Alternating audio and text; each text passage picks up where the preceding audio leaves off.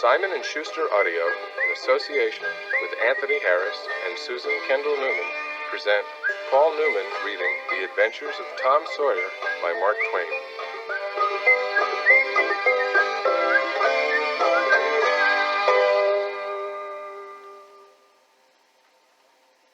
Tom? No answer. Tom? No answer. Well, what is gone with that boy, I wonder? You, Tom! The old lady pulled her spectacles down and looked over them about the room. Then she put them up and looked out under them. She seldom or never looked through them for so small a thing as a boy. They were her state pair, the pride of her heart, and they were built for style, not service. She could have seen through a pair of stove lids as well. She looked perplexed for a moment, and then she said, not fiercely, but still loud enough for the furniture to hear, "Well, if I get a hold of you, I'll—" She did not finish, for by this time she was bending down and punching under the bed with a broom, and so she needed breath to punctuate the punches with. She resurrected nothing but the cat. Well, I never did see the beat of that boy. She went to the open door and looked out among the tomato vines and jimson weeds that constituted the garden. No Tom. So she lifted up her voice at an angle calculated for distance and shouted, "You, Tom!" There was a slight noise behind her, and she turned just in time to seize a small boy by the slack of his roundabout and arrest his flight. There. I might have thought of that closet. What you been doing in there? Nothing. Nothing. Look at your hands. Look at your mouth. What is that truck? Well, I know it's jam, that's what it is. 40 times I've said, you didn't let that jam alone, I'd skin you.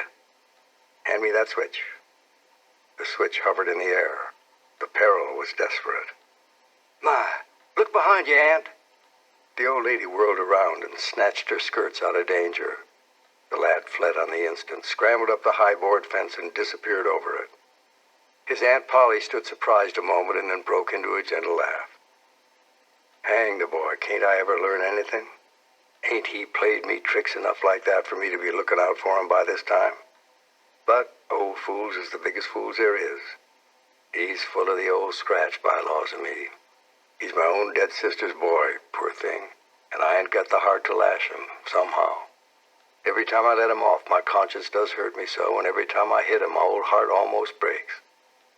He'll play hooky this evening, and I'll just be obliged to make him work tomorrow to punish him. It's mighty hard to make him work Saturdays when all the boys is having a holiday, but he hates work more than he hates anything else. And I got to do some of my duty by him, or I will be the ruination of that child. Within 2 minutes, or even less, Tom had forgotten all his troubles.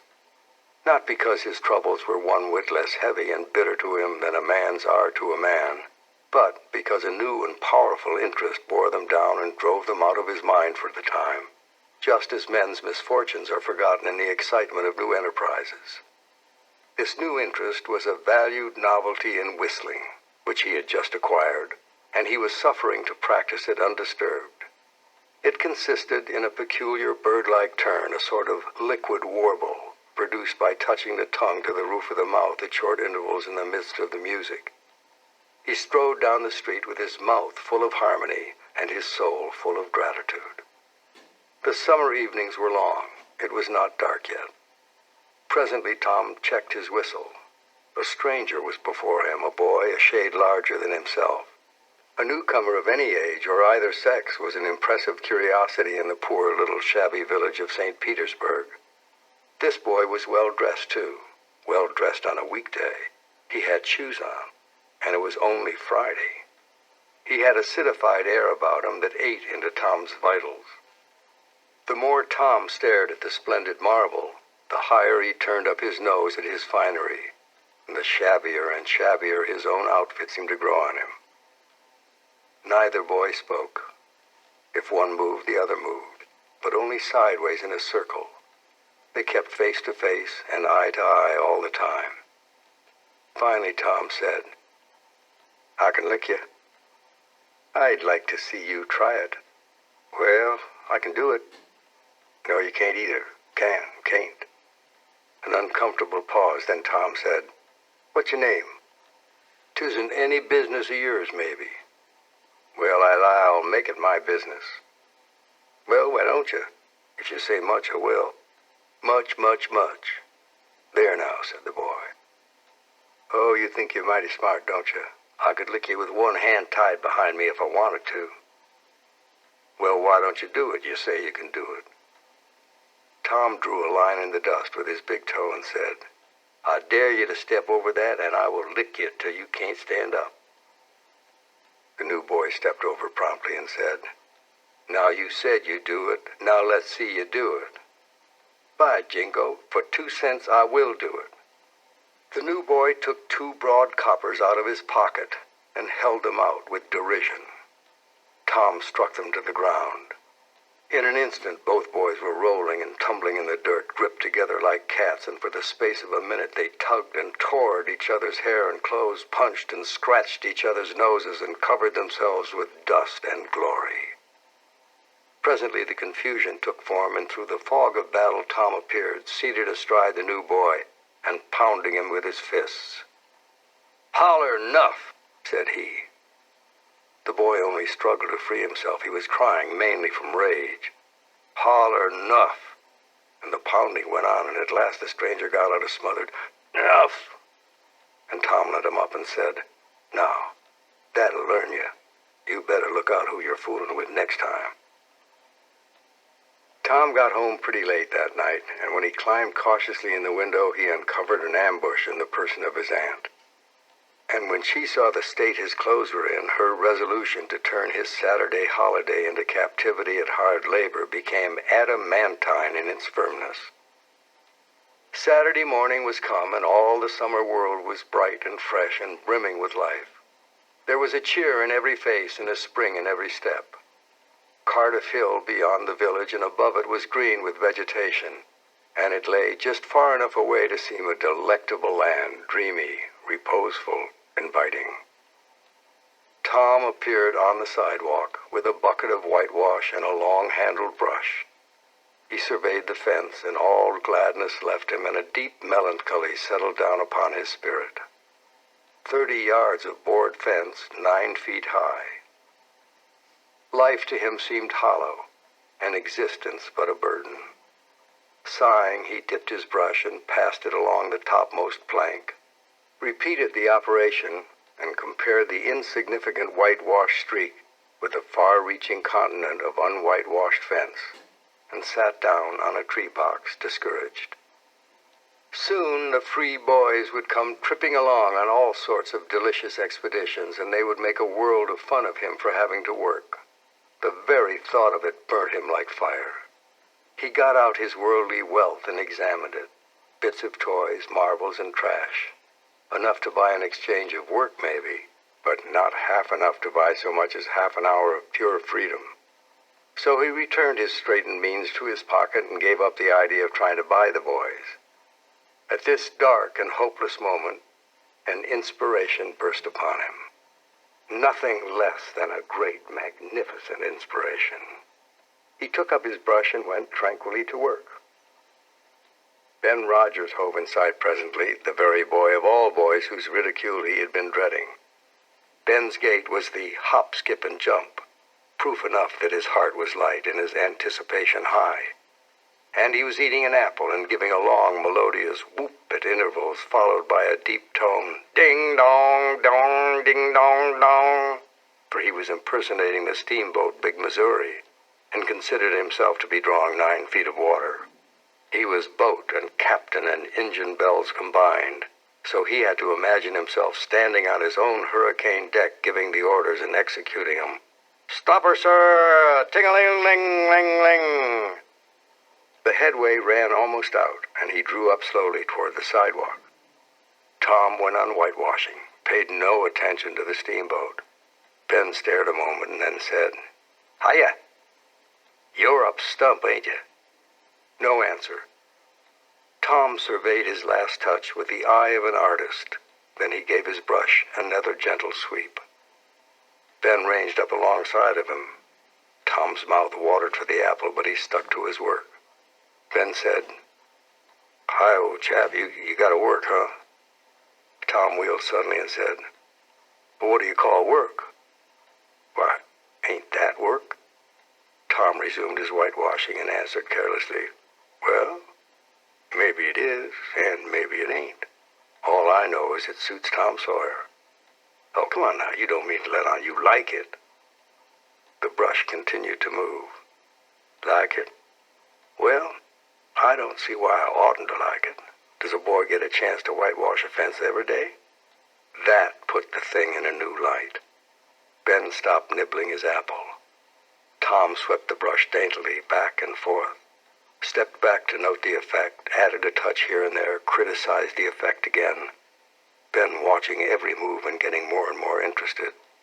Presently he said, "Say, Tom, let me whitewash a little." Tom considered, was about to consent, but he altered his mind. No, I reckon it wouldn't hardly do, Ben. You see, Aunt Polly is awful particular about this fence right here on the street, you know. I mean, I reckon there ain't one boy in 1,000, maybe 2,000, that can do it the way it's got to be done. Oh, shucks. Hey, I'll be careful. Now, just let me try, say, huh? I'll give you the core of my apple. Well, here. Nah, Ben, no, don't. I really am. I'll give you all of it. Tom gave up the brush with reluctance in his face, but alacrity in his heart.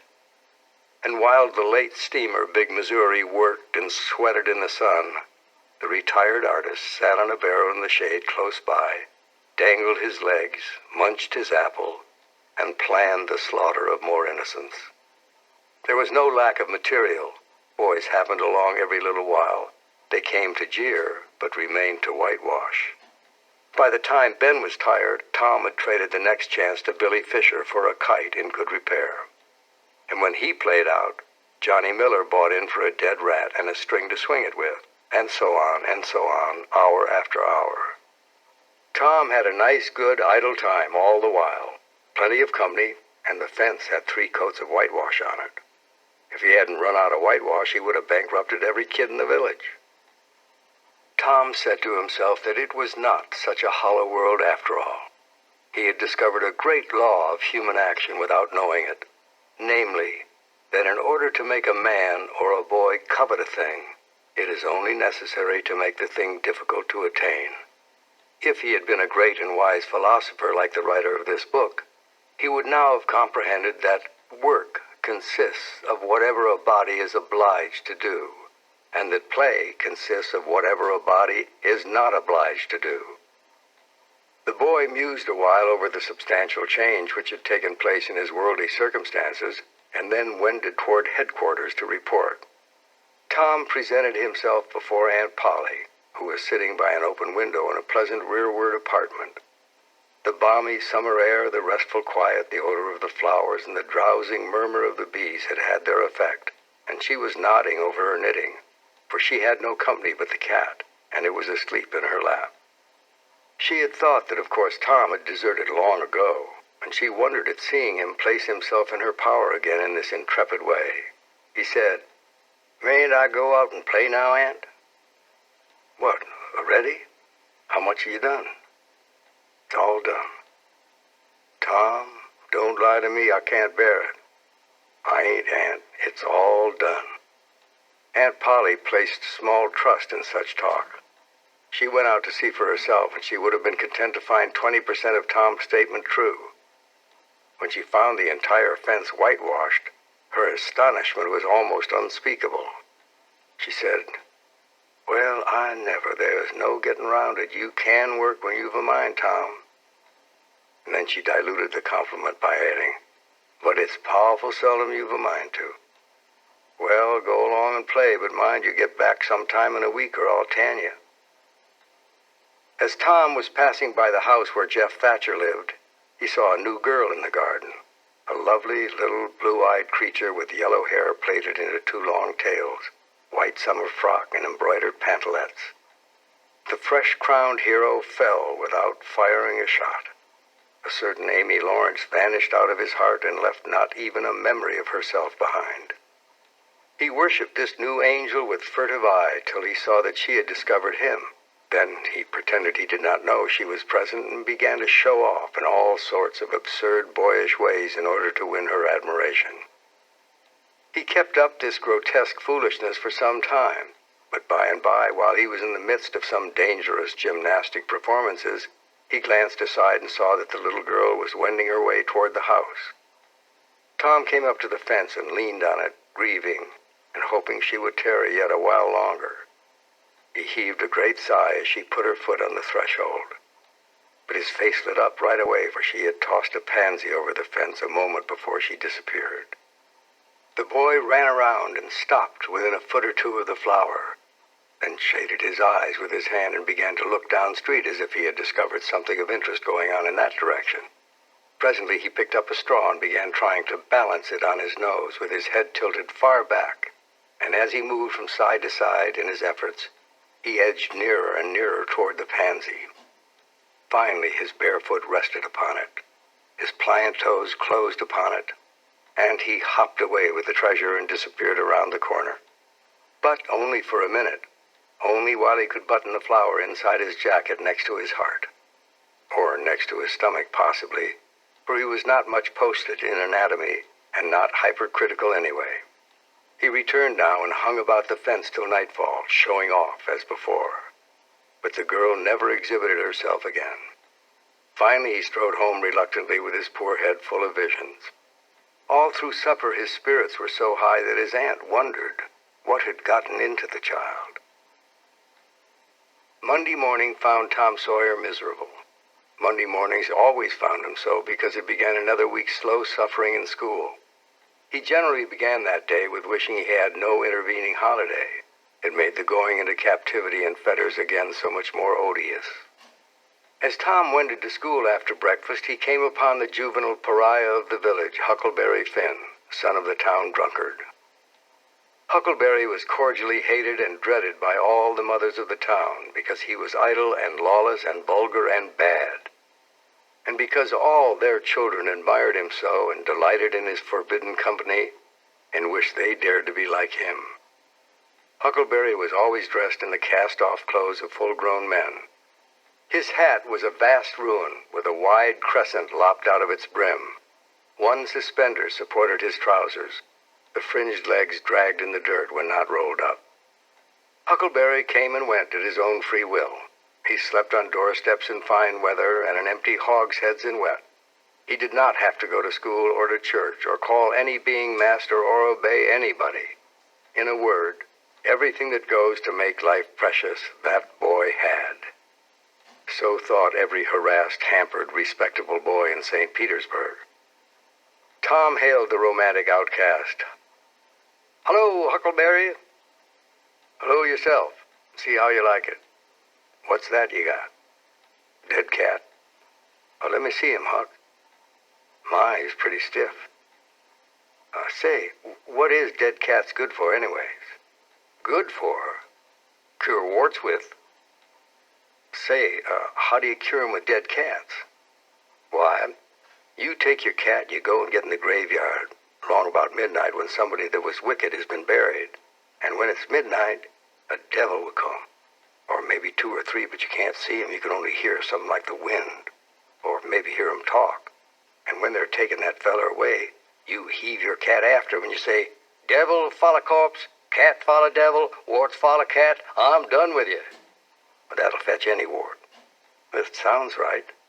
Say, Hucky, when you going to try the cat?" "Tonight, I reckon. They'll come after old Hoss Williams tonight." "Let me go with you." "Of course. Ain't you afeard?" "Afeard? 'Tain't likely. Will you meow?" "Yes. And you meow back if you get a chance." The boys separated and Tom went on his way. When he reached the little isolated frame schoolhouse, he strode in briskly with the manner of one who had come with all honest speed. The master, throned on high in his great splint-bottom armchair, was dozing, lulled by the drowsy hum of study. The interruption roused him. "Thomas Sawyer?" Tom knew when his name was pronounced in full it meant trouble. "Come up here. Now, sir. Why are you late again, as usual?" Tom was about to take refuge in a lie, when he saw two long tails of yellow hair hanging down a back that he recognized by the electric empathy of love. By that form was the only vacant place in the girls' side of the schoolhouse. He instantly said, "I stopped to talk with Huckleberry Finn." The master's pulse stood still, and he stared helplessly. The buzz of study ceased. The pupils wondered if this foolhardy boy had lost his mind. The master said, You did what?" "Stopped to talk with Huckleberry Finn." There was no mistaking the words. "Thomas Sawyer, this is the most astounding confession I have ever listened to. Take off your jacket." The master's arm performed until it was tired and the stock of switches notably diminished. Then the order followed. "Now, sir, go and sit with the girls, and let this be a warning to you." The titter that rippled around the room appeared to abash the boy, but in reality, that result was caused rather more by his worshipful awe of this unknown idol and the dread pleasure that lay in his high good fortune. He sat down upon the end of the pine bench, and the girl hitched herself away from him with a toss of her head. Presently the boy began to steal furtive glances at the girl. She observed it, made a mouth at him, and gave him the back of her head for the space of a minute. When she cautiously faced around again, a peach lay before her. She thrust it away. Tom gently put it back. She thrust it away again, but with less animosity. Tom patiently returned it to its place. Then she let it remain. Now the boy began to draw something on the slate, hiding his work with his left hand. For a time the girl refused to notice, but her human curiosity presently began to manifest itself by hardly perceptible signs. At last she gave in and hesitantly whispered, "Let me see it." Tom partly uncovered a dismal caricature of a house with two gable ends to it and a corkscrew of smoke issuing from the chimney. The girl said, "It's ever so nice. I wish I could draw." Tom whispered, "It's easy. I'll learn you." "Oh, will you? When?" "At noon. Do you go home for dinner?" "I'll stay if you will." "Good. What's your name?" "Becky Thatcher. What's yours?" "Oh, I know it. It's Thomas Sawyer." "That's the name they lick me by. I'm Tom when I'm good. You call me Tom, will you?" "Yes." Now Tom began to scrawl something on the slate, hiding the words from the girl. She begged to see. Tom said, "Oh, it ain't anything." "Yes, it is." "You tell." "No, I won't. Deed and double deed I won't." And she put her small hand upon his, and a little scuffle ensued. Tom pretending to resist in earnest, but letting his hand slip by degrees till these words were revealed. "I love you." "Oh, you bad thing." And she hit his hand with a smart rap, but reddened and looked pleased nevertheless. Just at this juncture, the boy felt a slow, fateful grip closing on his ear and a steady lifting impulse. He was borne across the house and deposited in his own seat under a peppering fire of giggles from the whole school.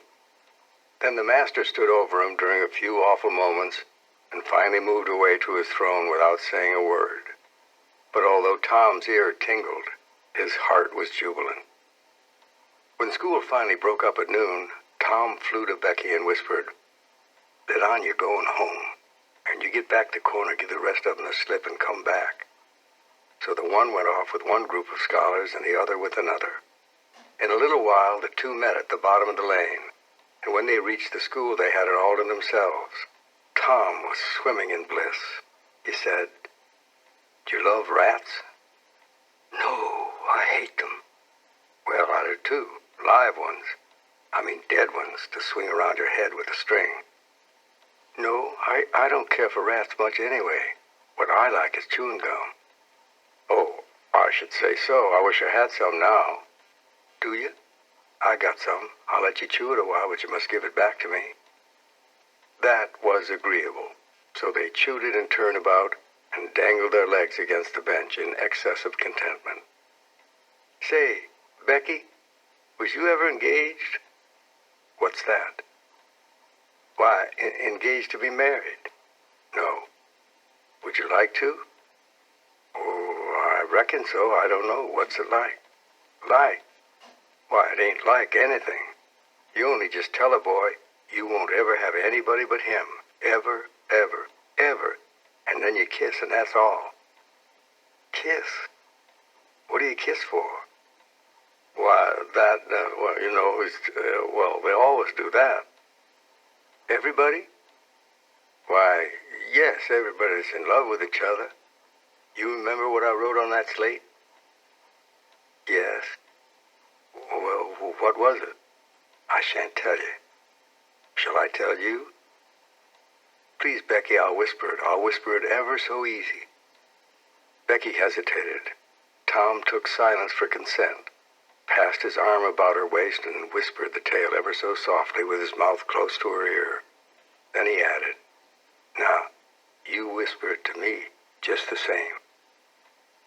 You turn your face away so you can't see, and then I will. But you mustn't ever tell anybody. Will you, Tom?" "No, indeed I won't. Now, Becky." He turned his face away. She bent timidly around till her breath stirred his curls and whispered, "I love you." Then she sprang away and ran around and around the desks and benches with Tom after her, and took refuge in a corner at last with her little white apron to her face. Tom clasped her about her neck and pleaded, "Now, Becky, it's all done. All over but the kiss. Don't you be afraid of that. It ain't anything at all. Please, Becky." And he tugged at her apron and the hands. By and by she gave up and let her hands drop. Her face came up and submitted. Tom kissed the red lips and said, "Now it's all done, Becky.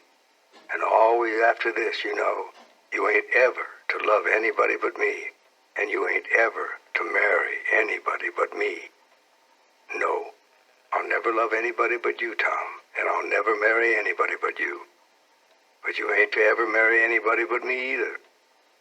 Certainly, of course, that's part of it. And always coming to school or when we're going home, you're to walk with me when there ain't anybody looking, because that's the way you do when you're engaged. It's so nice. I never heard of it before. Oh, it's ever so gay. Why, me and Amy Lawrence." The big eyes told Tom his blunder, and he stopped, confused. "Oh, Tom, then I ain't the first you ever been engaged to?" The child began to cry, and Tom said, "Oh, don't cry, Becky. I don't care for her anymore." "Yes, you do, Tom. You know you do." Tom tried to put his arm around her neck, but she pushed him away and turned her face to the wall and went on crying. Tom's heart smote him. He said hesitatingly, "Becky, I don't care for anybody but you." No reply, but sobs. Then Tom marched out of the house and over the hills and far away to return to school no more that day. Presently, Becky began to suspect. She ran to the door. He was not in sight, and then she called, "Tom, come back, Tom." She listened intently, but there was no answer. She had no companions but silence and loneliness. By this time, the scholars began to gather again, and she had to hide her griefs and still her broken heart and take up the cross of a long, dreary, aching afternoon with none among the strangers about her to exchange sorrows with. At 9:30 that night, Tom was sent to bed as usual. He lay awake and waited in restless impatience. When it seemed to him that it must be nearly daylight, he heard the clock strike 10. Everything was dismally still. Old beams began to crack mysteriously. The stairs creaked faintly. Evidently spirits were abroad. At last he was satisfied that time had ceased and eternity begun. He began to doze in spite of himself. The clock chimed 11, but he did not hear it. And then there came, mingled with his half-formed dreams, a most melancholy caterwauling. The raising of a neighboring window disturbed him. A cry of, "Scat, you devil!" and the crash of an empty bottle against the back of his aunt's woodshed brought him wide awake. And a single minute later he was dressed and out the window. He meowed with a caution once or twice, then jumped to the roof of the woodshed and thence to the ground. Huckleberry Finn was there with his dead cat. The boys moved off and disappeared in the gloom. At the end of half an hour, they were wading through the tall grass of the graveyard. It was on a hill about 1.5 miles from the village. Grass and weeds grew rank over the whole cemetery. There was not a tombstone on the place. Round-topped, worm-eaten boards staggered over the graves, leaning for support and finding none. A faint wind moaned through the trees, and Tom feared it might be the spirits of the dead complaining of being disturbed.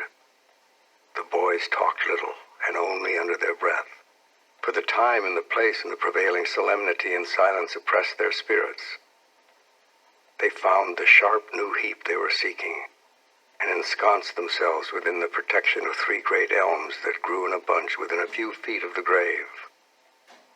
Then they waited in silence for what seemed a long time. The hooting of a distant owl was all the sound that troubled the dead stillness. Tom's reflections grew oppressive. He must force some talk. He said in a whisper, "Hucky, do you believe the dead people like for us to be here?" Huckleberry whispered in reply, "Oh, I wish I knowed. It's awful solemn like, ain't it?" There was a considerable pause while the boys canvassed this matter inwardly. Then Tom whispered, "Say, Hucky, do you reckon Hoss Williams hears us talking?" "Course he does. Least his spirit does." Tom, after a pause, "Oh, I wish I'd said Mr. Williams, but I never meant any harm. Everybody calls him Hoss." "Tom, a body can't be too particular how they talk about these here dead people." Presently Tom seized his comrade's arm and said, "Shh." "What is it, Tom?" And the two clung together with beating hearts. "Shh, there 'tis again. Didn't you hear it?" "Oh, Lord, Tom, they're coming. They're coming, sure. What'll we do?" "I don't know. Think they'll see us?" "Oh, Tom, they can see in the dark, same as cats. Oh, wish I hadn't come." "Don't be afeard, Huck. I don't believe they'll bother us. I mean, we ain't doing any harm. We keep perfectly still. Maybe they won't notice us at all." "I'll try to, Tom, but Lord, I'm all of a shiver. Listen." The muffled sound of voices floated up from the far end of the graveyard. Some vague figures approached through the gloom, swinging an old-fashioned tin lantern that freckled the ground with innumerable little spangles of light. Presently Huckleberry whispered with a shudder, "It's the devils. Sure enough. 3 of them. Oh, Lord, Tom, we're goners. Can you pray?" "I'll try to, Huck, but don't you be afeard they ain't gonna hurt us. Now I lay me down to sleep, huh?" "They're humans, Tom. One of them is anyway. One of them's old Muff Potter's voice." "No, 'tain't so. Is it?" "I bet I know. I don't you stir or budge. They ain't sharp enough to notice us. Drunk, same as usual, likely. Blamed old Rip. All right, I'll keep still. Say, Huck, I know another of them voices. It's Injun Joe." "That's so. That murderin' half-breed. I'd druther there was devils a darn sight. What can they be up to?" The whisper died wholly out, now, for the 3 men had reached the grave and stood within a few feet of the boy's hiding place.